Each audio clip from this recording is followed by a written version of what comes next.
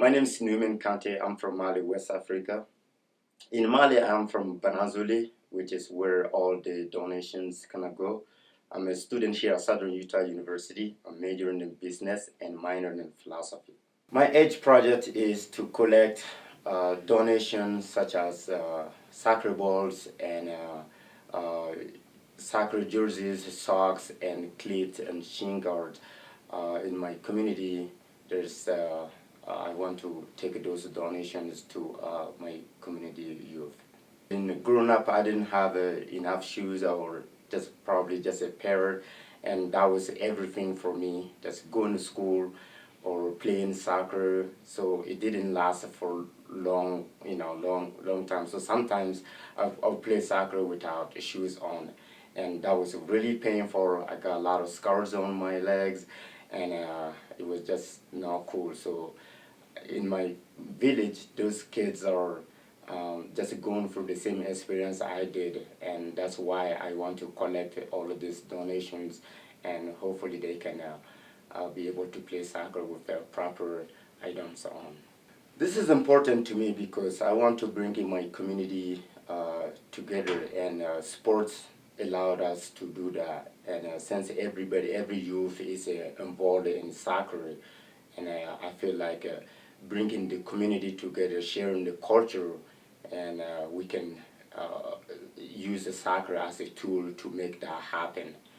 Right now, there's a lot of culture, a lot of people different people in my community, and if everybody plays soccer and we have a proper soccer balls, we have shoes and a uniform, and give it to the youth, it will bring everybody together, and I think that's important.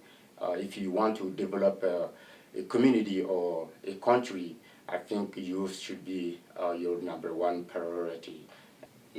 Soccer is kind of like a universal language, yeah, and it doesn't matter what background you have or what language you speak.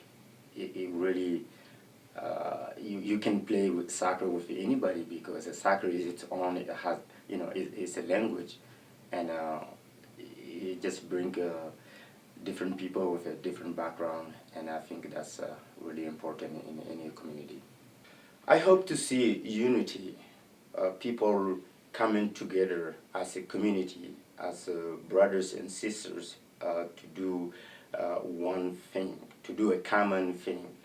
Because I'm not just hoping to build my community, but every community in Mali. If I had shoes on, if I had a shin guard and socks on, I wouldn't have a lot of scars on my legs that I have today, and those pains I wouldn't experience those pains. And what is really important now is the kids are going through the same thing I went through, and I know how painful it was somebody to kick you on your leg and blood and all of that. So that's I wouldn't have that if I had those things on. Yeah. Beyond this project, I hope to create a non-profit organization that will focus on youth development and education. People here at Southern Utah, especially at SCU, are so generous about the knowledge and the time. So some friends have been helping with me, mentors, co-workers, and faculty and staff. So I'm just so grateful for everybody's involvement to make these kids' life better. If anybody interested to come with me, that will be I'll be happy to take anybody with me to go to my city and then my village and pass all the donation you give to these kids. So that would be awesome.